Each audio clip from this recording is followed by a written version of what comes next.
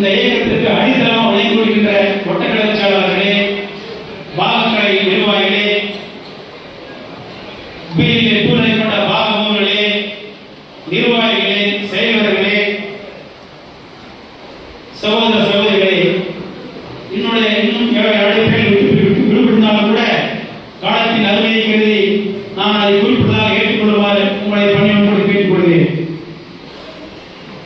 எனக்கு முன்பாக பேசுகின்ற பொழுது மாவட்ட கட்சியாளர் சிறப்பாக லோராடி சொன்னார்கள். வருகின்ற 28ஆம் தேதி கழகத்துடைய பொதுச் செயலாளர்கள் சோழிங்கநல்லூர் சட்டமன்ற தொகுதியிலே பரப்புரை மேற்கொள்கிறார்கள். அந்த பரப்புரை நிகழ்ச்சி மிக சிறப்பாக அமைகின்ற வகையிலே நீங்கள் எல்லாம் கலந்து கொள்ள வேண்டும் என்ற அடிப்படையில் கருத்துக்களை சொன்னார்கள். அதைத்தான் நானும் திரும்ப வலியுறுத்தி சொல்கிறேன். ஆகவே ஒட்டக்கழக செயலாளர்கள் பல்வேறு பொறுப்புகளை தாங்கியிருக்கின்ற நிர்வாகிகள் இருந்தாலும் கூட இந்த பணியை சிரமம் மேற்கொண்டு செய்கின்ற பொறுப்பு வட்டக்கழக செயலாளர் என்பதை மறுக்க முடியாத உண்மை. ஆகவே வட்டக்கழக செயலாளர்கள் ஒவ்வொருவரும் சராசரியாக ஒவ்வொருவருக்கும் 10 பூத்து இருக்கும், 10 பாகங்கள் இருக்கும். ஆக பாகங்களுடன் சேர்ந்து நாம் ஏராளமான நிர்வாகம் நியமித்திருக்கின்றோம். செயல்முறையில் கலந்து கொள்வது மட்டுமல்லாமல் நியமிக்கப்பட்ட நிர்வாகத்தில் தவறாமல் கலந்து கொள்ள வேண்டும். அந்த அடிப்படையை நீங்கள் எல்லாம் பணியாற்ற வேண்டும். எனவே கூட்டம் சிறப்பாக அமைய வேண்டும் என்று நாங்கள் ஒளிபெருக்கிலே சொல்லிவிட்டு சென்றதற்காக போதாது. அதனை செயல்படுவதற்குண்டான உதவிகளை மாவட்ட கழகம் செய்ய வேண்டும், பகுதி கழகம் செய்ய வேண்டும் என்பதை இந்த நேரத்தில் நான் குறிப்பிட்டிருக்கிறேன். அதே போலவே ஒவ்வொரு பூத்தாக போயிட்டு நிர்வாகிகளை சந்தித்து எந்தெந்த பூத்திலிருந்து எவ்வளவு பேர் வராங்க என்ற கணக்கெல்லாம் எடுத்துக்கொண்டு கடைசியாக வாரிசுயாளர்கள் 27ஆம் தேதி தங்களுடைய வார்டு உட்பட்ட பகுதியிலிருந்து எவ்வளவு பேர் வருகின்ற அந்த கணக்கையும் மாவட்ட செயலாளர் கொடுக்கணும். இது கணக்கான நான் நோட்டு கேட்கல, எவ்வளவு பேர் இந்த கூட்டத்தில் சேருவாங்க, எவ்வளவு பேர் வருவாங்க. இந்த கருவூர் சம்பவத்தின் காரணமாக போலீஸ் தரப்பு நம்ம கொடுத்தாங்க. ஆகவே அந்த அடிப்படையிலே நீங்களும் கணக்குகளை கொடுத்தாங்க.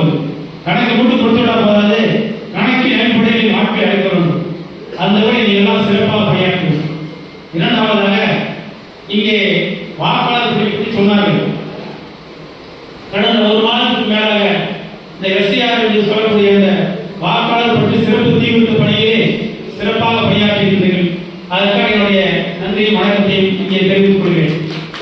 அதே நேரத்தில் நாம் ஏற்கனவே ஒவ்வொரு பாகத்திலும் பாகக்கலையை அமைத்திருக்கிறோம். அந்த பாகக்கலையே தலைவர், செயலாளர், கணேசியார் உள்ளிட்ட 9 நிர்வாகிகள் நியமித்திருக்கின்றோம். அந்த 9 நிர்வாகிகளும் அன்றைக்கு இருந்து அந்த பாக அடிப்படையில் நியமித்திருக்கின்றோம். தற்பொழுது தமிழ்நாடு முழுவதும் எல்லா தொகுதியிலுமே அந்த பாகங்கள் எண்ணிக்கை, பூத் எண்ணிக்கை கூடுதலாக இன்றைக்கு தேர்தல் கமிஷன் நியமிச்சிருக்காங்க, அறிவிச்சிருக்காங்க.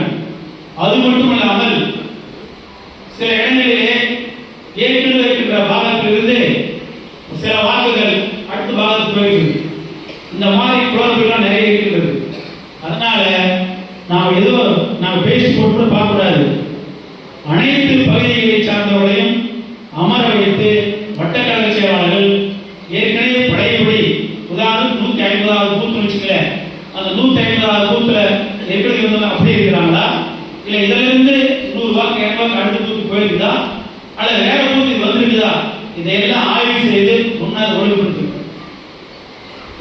இந்த குறையெல்லாம் ஒழுங்குபடுத்திட்டு அப்பதான் புதிய அந்த வாக்காளர் வாகையின் பிரகாரம் வீடு வீடாக சென்று வாக்காளர்களை சரிபார்க்க வேண்டும். ஏற்கனவே மாவட்டத்தில் சொன்னார்கள், இந்த மாதிரி 2 லட்சம் ஓட்டு குறைஞ்சிருக்கு. என் கணக்கிலே சோழிங்கநல்லூர் தொகுதியில் தவறான ஓட்டு இன்னும் இருக்குது என்னுடைய கணக்கு. ஆகவே இதை கண்டுபிடித்து இதை திருத்துவதற்கு வருகிற ஜனவரி 18ஆம் தேதி வரை நமக்கு வாய்ப்பு இருக்குது. புதிய வாக்காளர் சேர்ப்பதாக இருந்தால் ஃபார்ம் 6 கொடுக்கலாம். தொகுதி இடமாற்றம் என்று வந்தால் அல்லது தொகுதிக்குள்ள இடமாற்றம் வந்தால் ஃபார்ம் 8 நாம் பயன்படுத்தலாம். இது மட்டும் இல்லாம நாம் ஏற்கனவே எஸ்ஆர் அந்த தயாரிக்கின்ற பொழுது 3 வடிவங்களாக தயாரிக்கப்பட்டது. Option 1, option 2. பழைய வாக்காளர் பட்டியல் 2002, 2005 பிரகாரம் இருந்ததுன்னா ஆப்ஷன் 1, ஆப்ஷன் 2. இதில் இல்லைன்னா ஆப்ஷன் 3 அதில் சேர்த்துக்கிறாங்க. இப்போ அதை எடுத்தோம்னா இந்த பிஎல்ஓவும் பிஎல்ஏ2வும் வீடுகளா வருவாங்க.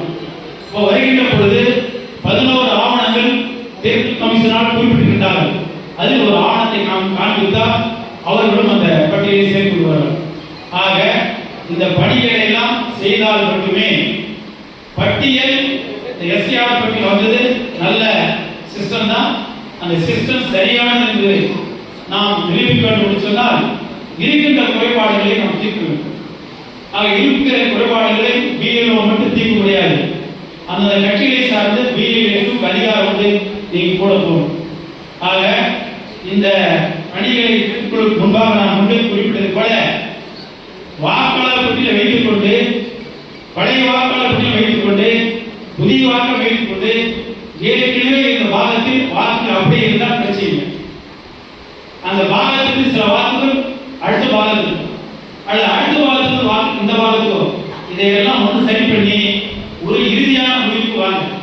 அப்படி வந்த பின்னாடி அந்த விவரத்தின் அடிப்படையில் பிஎல்ஏ2 உடனே நிர்வாகிகளை சேர்ந்து கடந்த காலங்களில் எப்படி நீங்க சிறப்பாக பணியாற்றுகிறீர்களோ அதை விட அதிகமாக சிறப்பாக பணியாற்றி இந்த வாக்காளர் பணியில் குறையெல்லாம் நீங்கள் நிவர்த்தி செய்ய வேண்டும்.